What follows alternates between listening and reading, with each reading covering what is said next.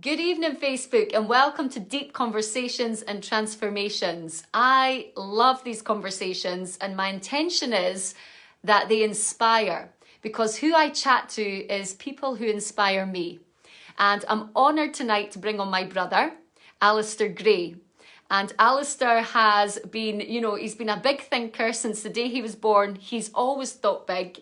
He's been curious his whole life. He always pushes the boundaries, pushes out his comfort zone, and he's inspired me for many, many years and inspires me always. And tonight he's coming from Costa Rica, where he's just moved his family. So hopefully he can see me. Ali, are you there? You can just ask to join. But if anyone has any questions for Alister tonight, then please just comment in the box. We're just going to find out. We've done this conversation 2 years ago, actually. I just checked my YouTube channel. So a long time ago. Hello, how you doing? Hello, good to see you. Coming from Costa Rica. Wow, look at it behind you. Amazing. I done a little change of scenery because it was looking a bit dark where I was, and I was sitting so low in the chair that I kind of felt like, it's mid-afternoon here, so I might have had a slump after eating lunch. Nice. And I was just finding the old interview that we'd done, which was 2 years ago, by the way, and you were in California at that time. Yeah, we've been moving around a lot. I mean, after California, we obviously went back to the UK and settled.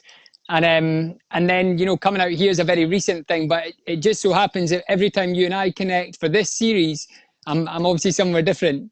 Yeah, jet setter. So listen, in case people don't know, like my audience, who you are, can you just share a bit about who you are, who you're being in the world, and what you're up to? So, I mean, obviously, first and foremost, I'm your brother. Yes. You've known me my whole life. And, I'm obviously a dad to Rumi, husband to Ilaria, and I'm the founder of Mindful Talent. And so Mindful Talent is a coaching organization that we built an academy. So we train coaches, we train leaders. And then on a personal level, I have the opportunity, the incredibly wonderful opportunity to work with leaders, CEOs, founders, actors, actresses, Grammy Award winners. I've had the real pleasure of just sitting with these incredible minds and helping them to navigate life and business. So that's kind of me in a nutshell. Yeah. And then, on a personal level, I've been on a deep spiritual healing journey over the last, particularly 6 years, but really that extends to 10 years. So I'm in this world where I'm constantly looking within myself to find the deeper answers to life, the meaning of life ultimately. And that's kind of what's been occupying me for the past 10 years. But yeah. Mindful Talent was launched 5 years ago, and we celebrated 5 years in October, which was amazing. And February this month, it will be 5 years since I graduated as a coach. And like I said, who would have known, where we would be right now? I feel incredibly grateful and blessed. Wow, what 5 years. And for anyone that hasn't heard, like, what made you step into the personal development journey, say 10 years ago? What gave you that kick?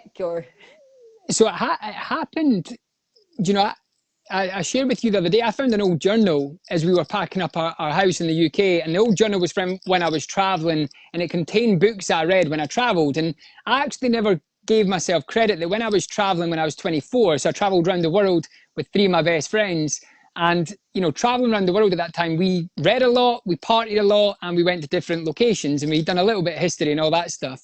But, I was reading books then of high performers and peak performers, along with other things. But I think my personal development journey began then. But actually, if I rewind it back, you'll remember when I was 8 and 9 years old, sis, I was doing businesses.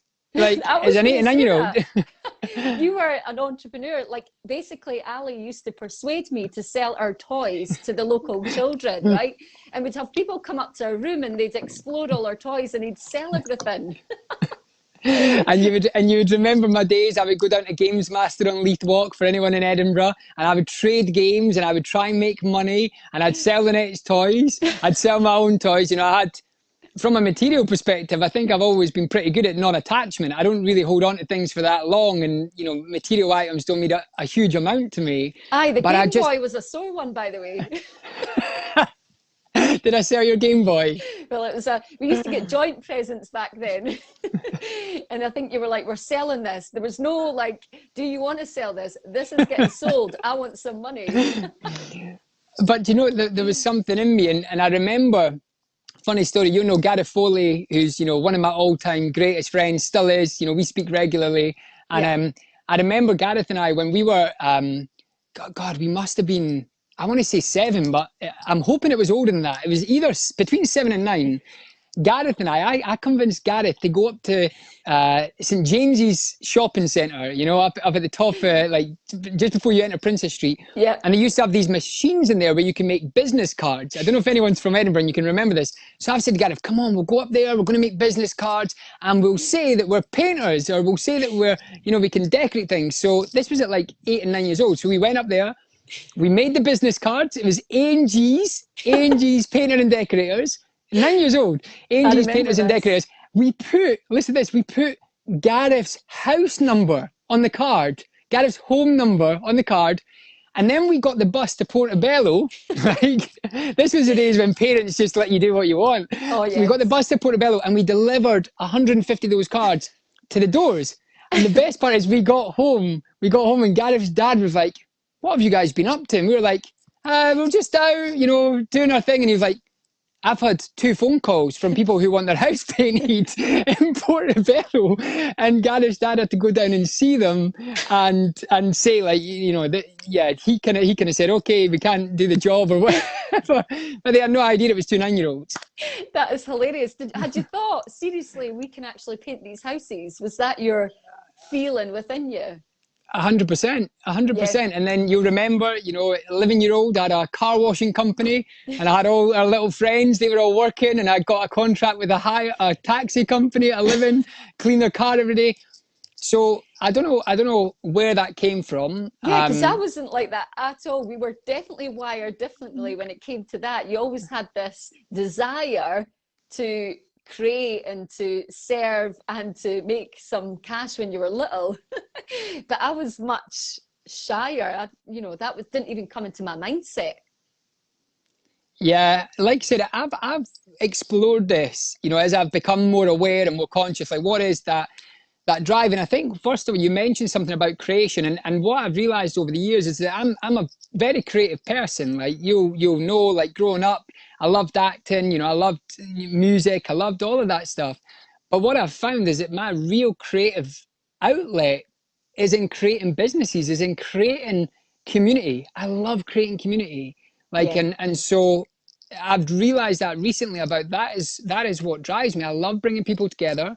I love solving problems. I love making things happen, and reaping the fulfillment of that experience of creation. You know, I think I enjoy the creation as much as the end result.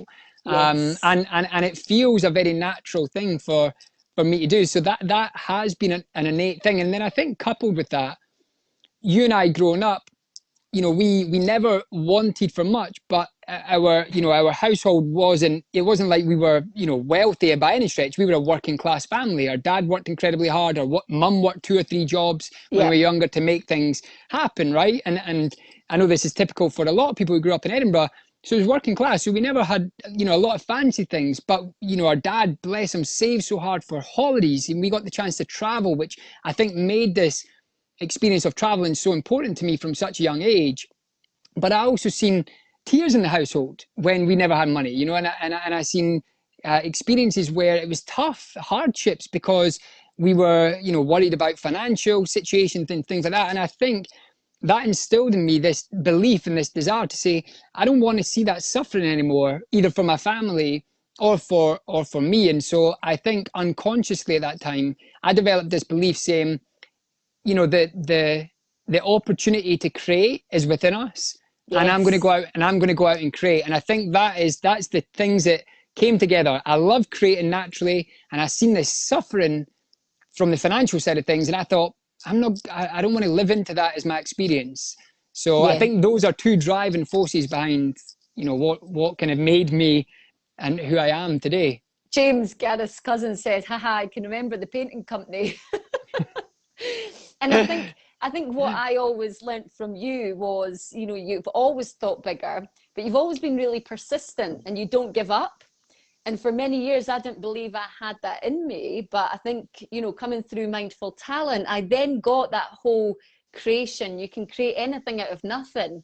And since the Mindful Talent journey, I have become more creative. And actually, just before the Mindful Talent journey, you know, I started to create these meditation classes out of nothing, right? I created an hour's class that I just made up. And I think from doing that, I had the evidence to show that you can create anything out of any idea, out of nothing, right? And I think absolutely. And also what I hear from you though is that deep desire. So the desire not to suffer, the desire to help other people not suffer, and persistence. Two of those things are definitely key when you want to, you know, create success, whatever success looks like to you. But well, do you know, first of all, I think you've got to take a huge amount of credit for the journey you've been on, sis. You know, like you've tapped into this innate power, which I believe is in everyone, but you've tapped into it. You know, you've got the reservoir now, and it's flown out you. And I think it's such an amazing thing to see. You know, just beautiful to see. I've seen you struggling for so many years, and now where you're at, you know, it makes me well up and feel emotional when I think about what you're doing. And Alari and I often say just how much we love you and admire you for what you're doing. You know, it is amazing.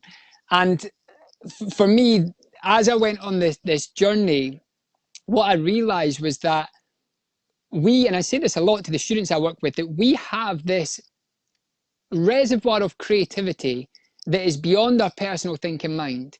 It is what I would describe as consciousness, or, you know, innate intelligence. You know, some people may call it God, some people may call it just whatever it is. It's this life force that runs through everything and everyone.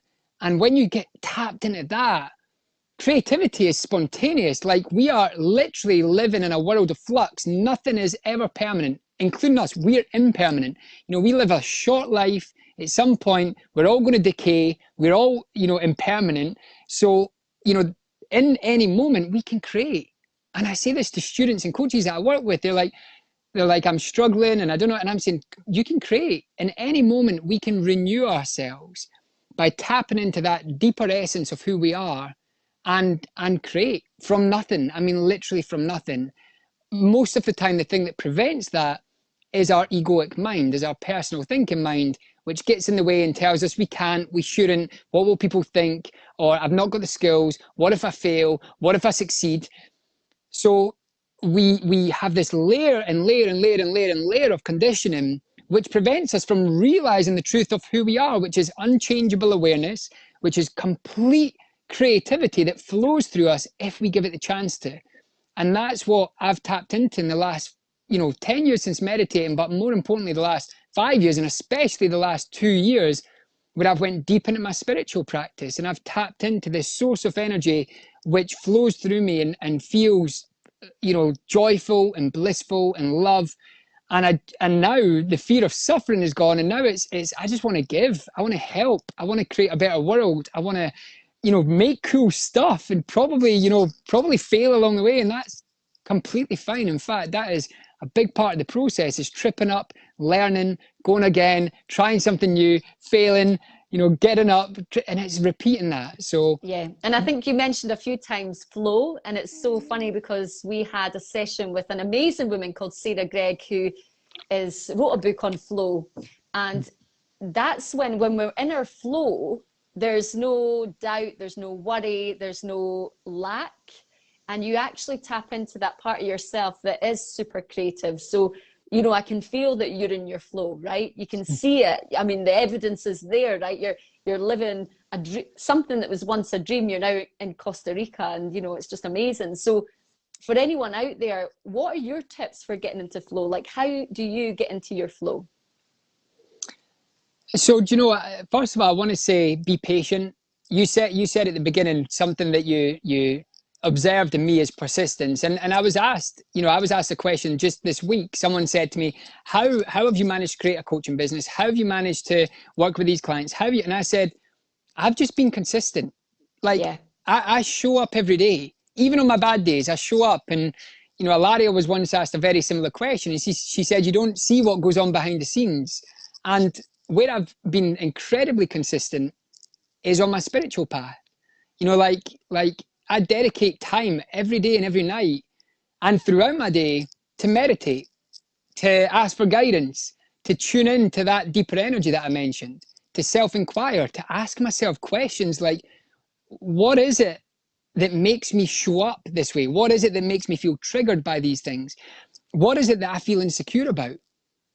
You know, what are the parts of me, the shadows, which I can't see, which are preventing me from moving forward? I have to constantly remind myself that we're not linear human beings. We are multi-dimensional beings in a multi-dimensional experience that have opportunities and possibilities ready to be birthed. And that deep connection to that truth for me has been what's helped me stay consistent and persistent. So, you know, that is what has helped me over the years. Be consistent, show up, but go within first and foremost, and then be patient. Don't expect to have an overnight success. There's no such thing as an overnight success. This is 10 years in the making, 12 years since reading those books. And well, if I do the math, it's like 29 years since I first started, you know, giving business cards out to be a paint and decorating company at 9 years old. So it's patience, and it's knowing that if you're patient, if you're consistent, if you're persistent, but most importantly, if you go within and you learn about yourself on a deep spiritual level. And I use the word spiritual, it may turn some people off, but that is my experience. Something very spiritual about my life, and especially over these last 5 years, that has guided me. And through tough times and through obstacles and challenges, there's a trust and a knowing that everything's going to be okay.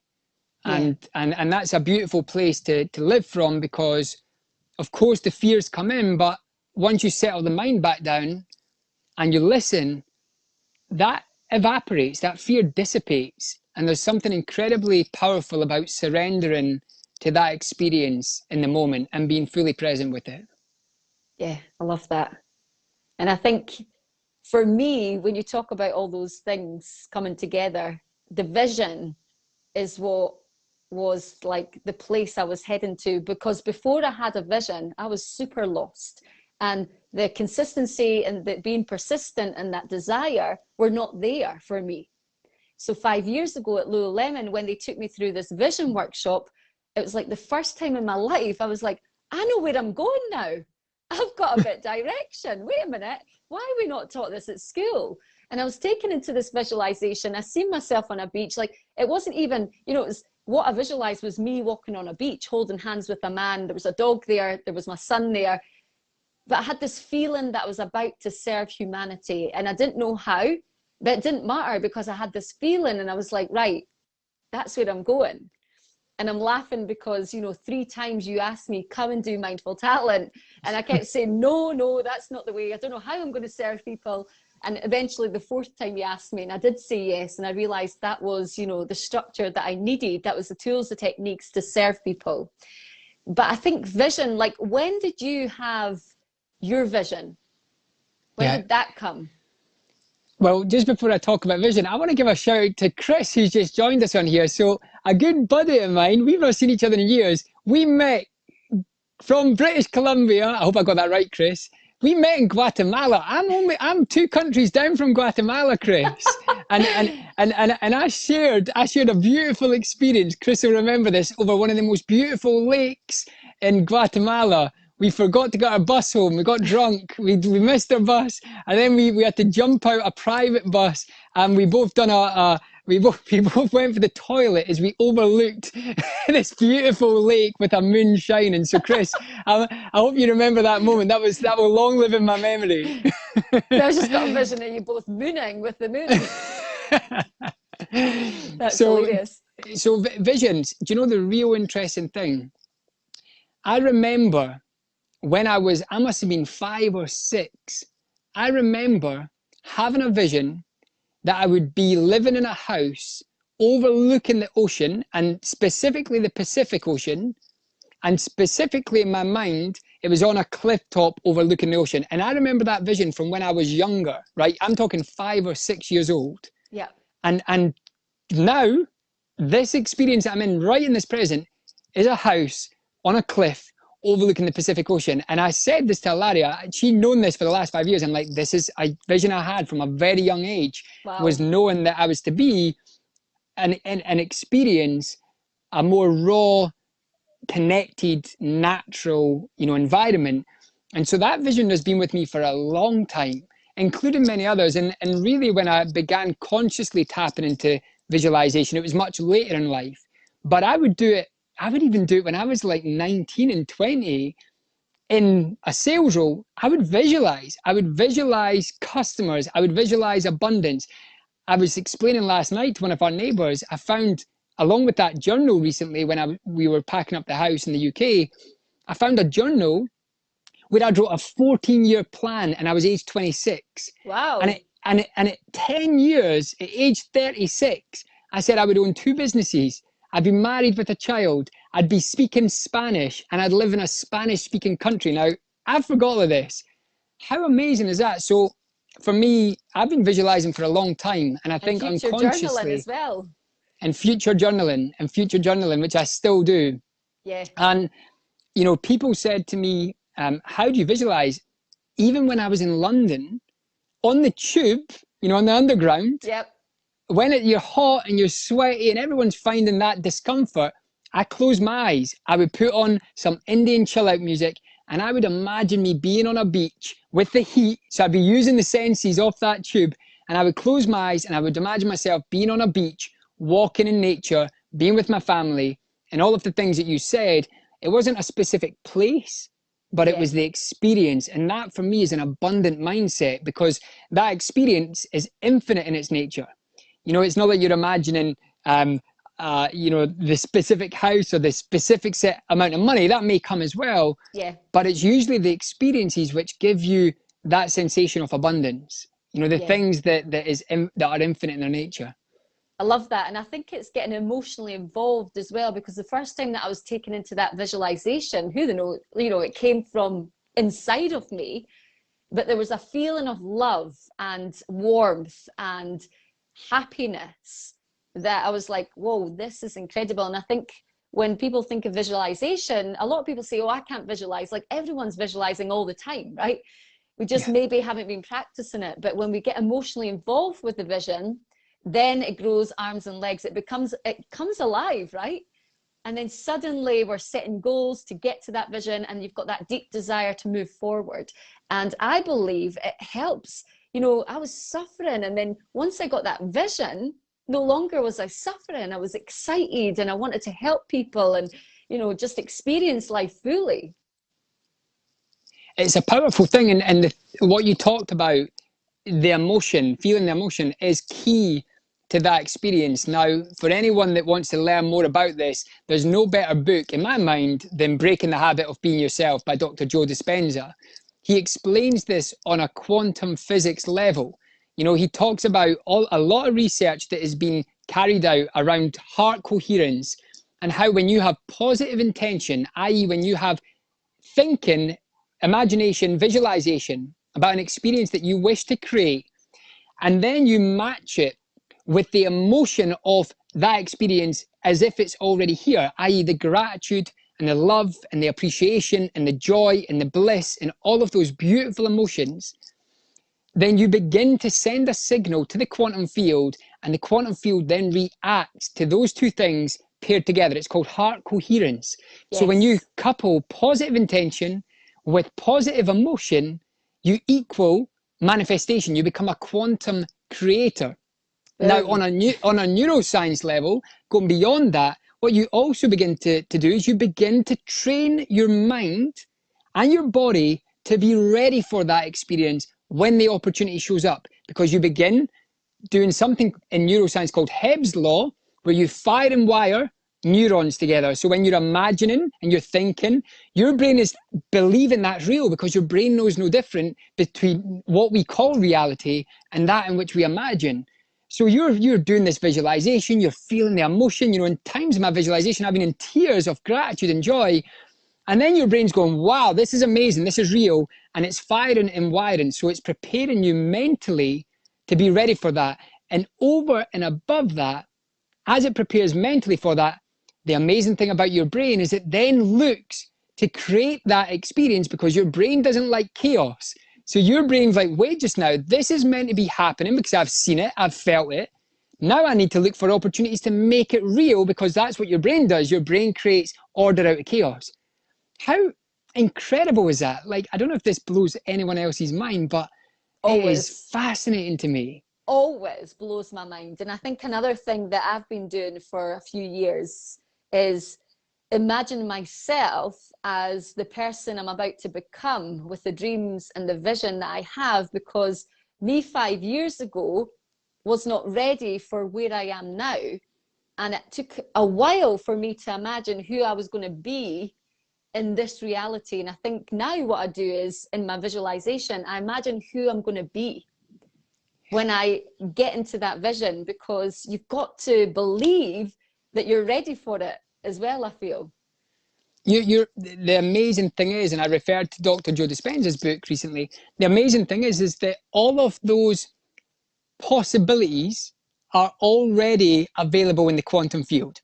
Now, what that means on a real basic level is that the very best version of you in life is already available in the quantum field. It is already there. How amazing is that? And if we go beyond the visualization, the manifestation, and the quantum creator part, if you go beyond that and you go beyond your thoughts and you tap into what I was describing earlier as that creative intelligence that runs through everything, that is the field of pure potentiality. That is where anything and everything is possible. Yes. And when you tap into that, and then you tap into the emotion and you begin visualizing and imagining and being that future version of you now in the present, you're creating some pretty incredible energy within you, you know, and that's where magnetism begins to happen. You begin to become a magnet where things and opportunities and people begin coming towards you. And it's where a lot of people will say, I can't believe that synchronicity or that coincidence. I can't believe that that happened. The number of times I've heard that from clients or people that I've worked with, you know, they say, can you believe this? And I say, of course I can believe it. because you're now changing your state. You're tuning into that part of yourself, which is truth and the essence of who you are, which is completely expansive with no limits, where anything and everything is possible. So of course I can believe it, because when you're sending out that radiating energy of love and excitement and enthusiasm and compassion and connection, what do you think is going to happen? Things are going to be attracted and connected towards that.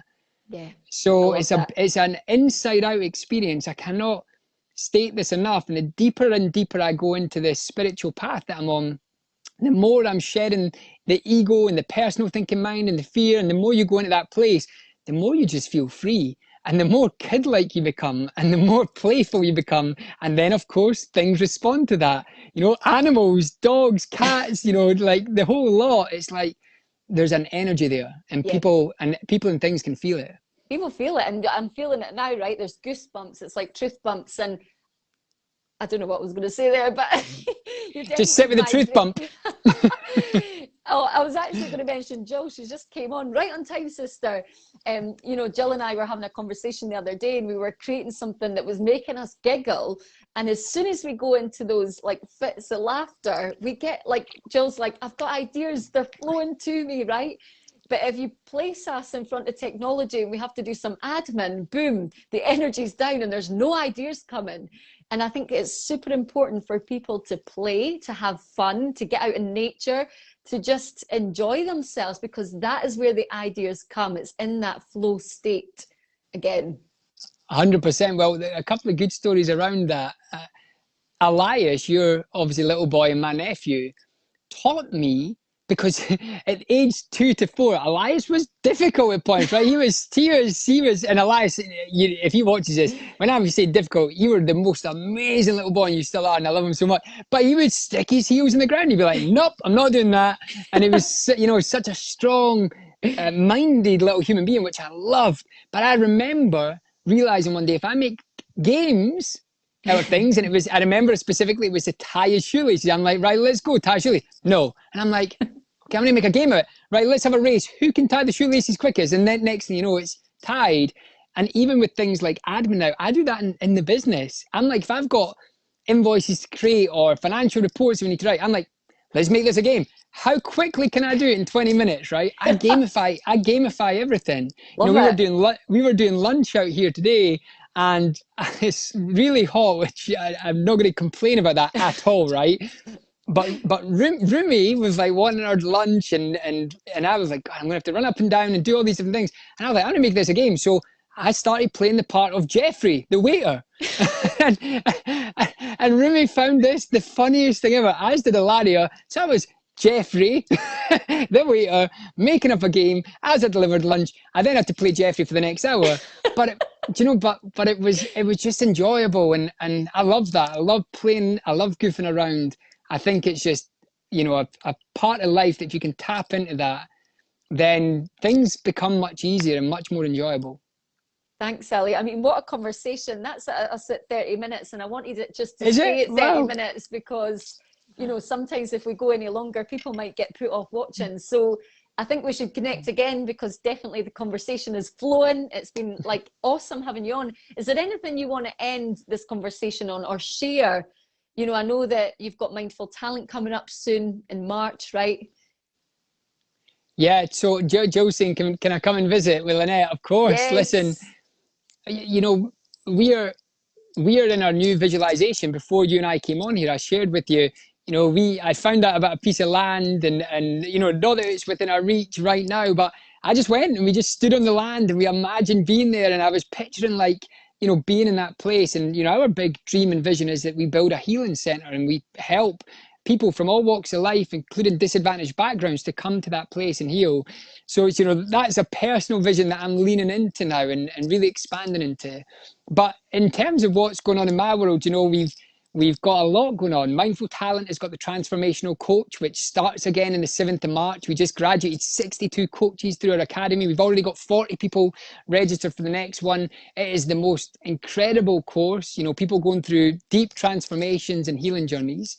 And then on a personal level, I'm about to launch my 6-month group program called Optimize, where it's an immersive experience where I work with, a very small group of individuals over a 6-month period. So there's a lot of cool things happening, but I think for me the message that I want to end with, and this is what's really apparent in my own experience right now, is when there's so much struggle going on in the world, and when people are finding things difficult, like homeschooling, like being on top of one another, where mental health is on the rise across all age groups and all demographics, like there's real challenges.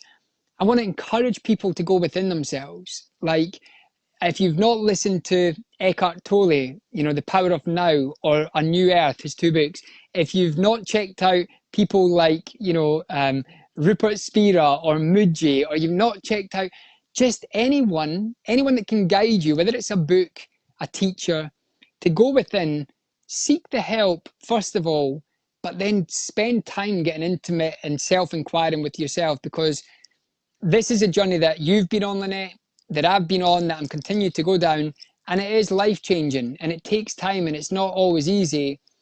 But I do believe it's the way that we ultimately save the human species, is by becoming more conscious on an individual and then on a collective level. And really, that's what's driving my work now. I truly feel like I'm living my life's work. And, I am going to be talking a lot more about my own spiritual experiences and how to do that. So I want to encourage that for anyone watching. If you've not embarked on a personal development journey, and a journey where you find out more about yourself and you take time to understand, what it is that is beyond all of that thinking mind, and establish and understand the true essence of who you are, I truly believe that's the path to freedom. And if we can go on that path, individually and then collectively, we really are going to make the world a much more beautiful place. So that would be my message to end on, and that's my hope and wish for everyone that's watching this. Yes, a world that is in harmony with every human being in harmony with themselves and with each other, because we are brothers and sisters, we're all one. And I believe that we can live in a life where it's joyful, happy, and exciting, no matter, what's going on.